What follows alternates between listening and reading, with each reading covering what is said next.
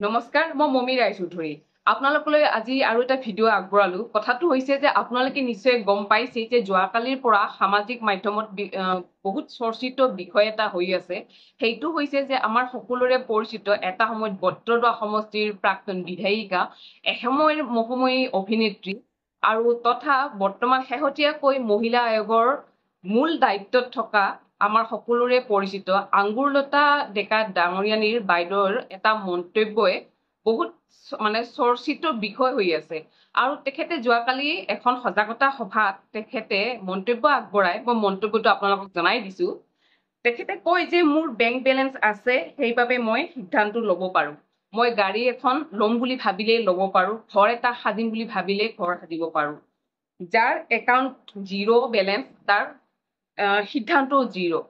পটককে বিয়া নহবা ভণ্টি, আগতে একাউণ্টটো বনাই লোৱা, একাউণ্টটো গৰম কৰা।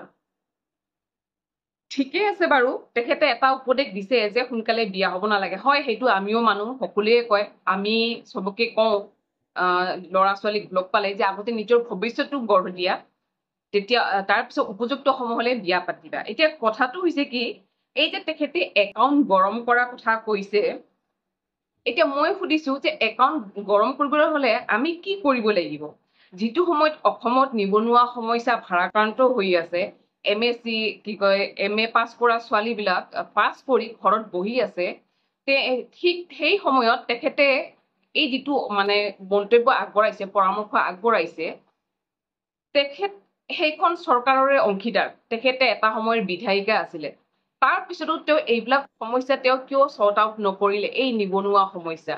আৰু ঠিক তেনে সময়তে তেখেতে কি কৰিছে, এতিয়া আমাক উপদেশ দিছে যে একাউণ্টটো গৰম কৰিব লাগে। ঠিক আছে, একাউণ্টটো গৰম কৰিব লাগে। এতিয়া আপুনি কওক, আমি একাউণ্ট গৰম কৰিবলৈ হলে আমি কি কৰিব লাগিব? উপায় দিয়ক আমাক। আমিতো গম পোৱা নাই একাউণ্ট গৰম কৰিবলৈ হলে আমি কি কি কৰিব লাগিব। আমিতো জানো কৰ্ম কৰিব লাগিব, কষ্ট কৰিব লাগিব। তো এতিয়া যদি ইজি কিবা তেনেকুৱা মোটা অংক যদি গৰম কৰা কিবা আছে একাউণ্টত, উপায়বিলাক দিয়ক। উপায় কিয় নকলে? যিগৰাকী মানুহে যিগৰাকী মানুহে জীৱনটোত ৰাজনৈতিক ক্ষেত্ৰখনত মানুহৰ সমস্যাবোৰ অকল নাচ গান কৰিয়ে সমাধান কৰিম বুলি ভাবে, তেওঁ জীৱনত নাচ গান পাতল কথাই তোৰ হেবিট।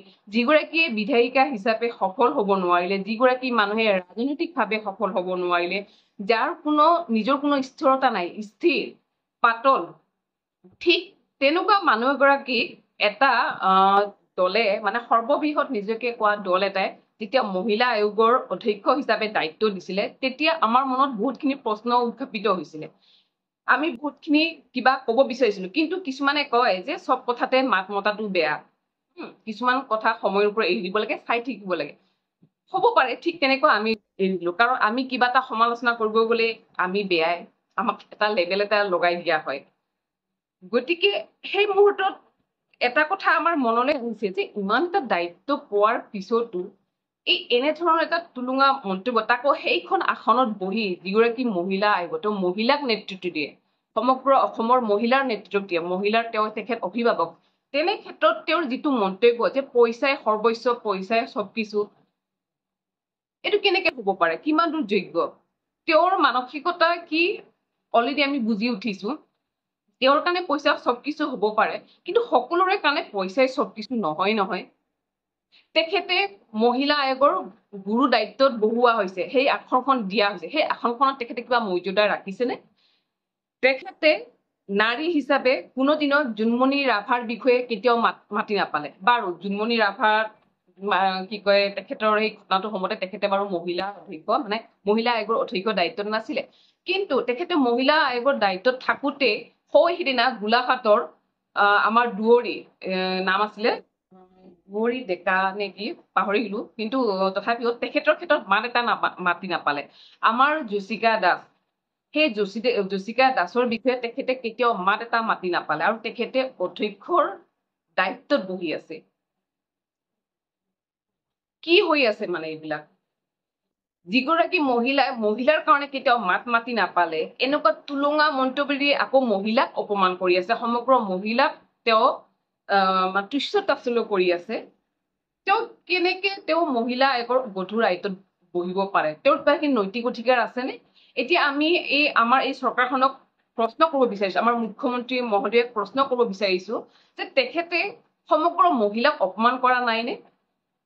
তেখেতে ঠিক আছে, তেখেতে বেংক বেলেঞ্চ ভৰোৱা কথা কৈছে, পইচা লাগে, হয় পইচা চবকেই প্ৰয়োজন, ঘৰ এখন চলিবলৈ হলে পইচাৰ প্ৰয়োজন, ঔষধ এটা কিনিবলৈ হলে পইচাৰ প্ৰয়োজন, কিন্তু সেই পইচা যে ঘটিব লাগিব তাৰতো আহিলা এটা দিয়ক। মহিলা কি কয় আমাৰ অধ্যক্ষ গৰাকীক দিব বিচাৰিছো বা আমাৰ মুখ্যমন্ত্ৰী ডাঙৰেও প্ৰশ্ন কৰিছো, আপোনালোকে আঁচনি দিয়ে, অৰুণোদয় আঁচনি দিছে, মানিছো, আপোনালোকে 1250 কিয় লগা হলে আৰু 2000 3000 দিয়ক, কথা নাই। কিন্তু কথা হৈছে কি, এই বাইদেউগৰাকী আংগুৰলতা ডেকা ডাঙৰীয়ানী যিটো মন্তব্য দিছে, একাউণ্ট গৰম কৰিব লাগে, একাউণ্ট গৰম কৰিব লাগে, এতিয়া মই আপোনাক সুধিছো, মুখ্যমন্ত্ৰী ডাঙৰীয়া আপোনালোকক সুধিছো, প্ৰশ্ন কৰিছো, সেই 1250 টকাত কাৰোবাৰ একাউণ্ট গৰম হব পাৰে নেকি?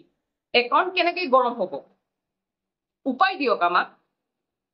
আপোনালোকৰ দলে যিগৰাকী মহিলাক মানে অধ্যক্ষ পাতিছে, এতিয়া তেখেতৰ হৈ আমাক সেই কৰক, স্পষ্টীকৰণ দিয়ক যে হয় আমি সকলো সুবিধা কৰি দি আছো, এতিয়া মহিলাৰ মানে একাউণ্ট গৰম হব, পইচা হব।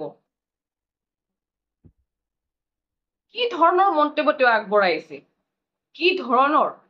যিটো সময়ত মহিলা সবলীকৰণৰ কথা তেওঁ কয়, মহিলাক উদ্দেশ্যেই বাৰু সেইখিনি কথা কৈছে, কিন্তু তেওঁ এইখিনিতো ক'ব পাৰিলে হয় যে আমি মহিলাক সবলীকৰণৰ কাৰণে বহুত কিছু আমি কাৰ্যসূচী হাতত লৈছো। আমি কি কয় গুণগুণ চেতিয়াৰ, লখিমপুৰৰ গুণগুণ চেতিয়াৰ আদৰ্শ মতে চলিব লাগিব। আজি তেওঁ ঘৰত বহি মুগা উৎপাদন কৰি আছে, শাল বৈ পেলাই কাপোৰ বৈছে, গামোচা বৈছে, তেনেধৰণে ঠিক তেনেকে আমি স্বাৱলম্বী হব লাগিব, কষ্ট কৰিব লাগিব, এইবিলাক আদৰ্শগত কথা কওক, তেতিয়া ভাল লাগিব। কিন্তু আপুনি অহংকাৰৰ আভিজাত্য মুখাখন পিন্ধি এনেকুৱা মানে অহংকাৰ হৈ গৈছে, আপুনি কি কৈছে পইচাটো লাগে, পইচা ধন ঘটাৰ কিবা সহজ উপায় আছে নেকি?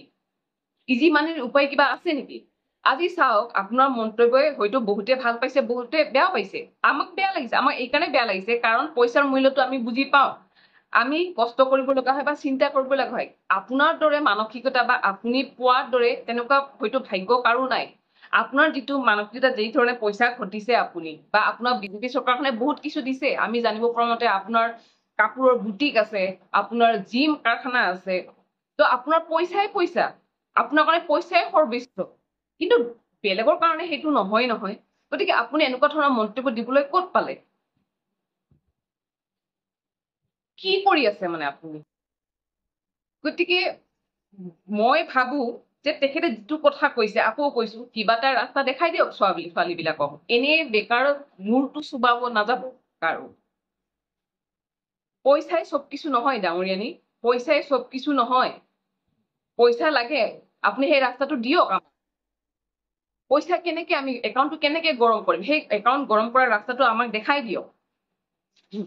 আপুনি কি কৰিছে সেইটোকে, সেই ৰাস্তা নেদেখুৱাই আপুনি উল্টা পুল্টা কথা কৈ আছে।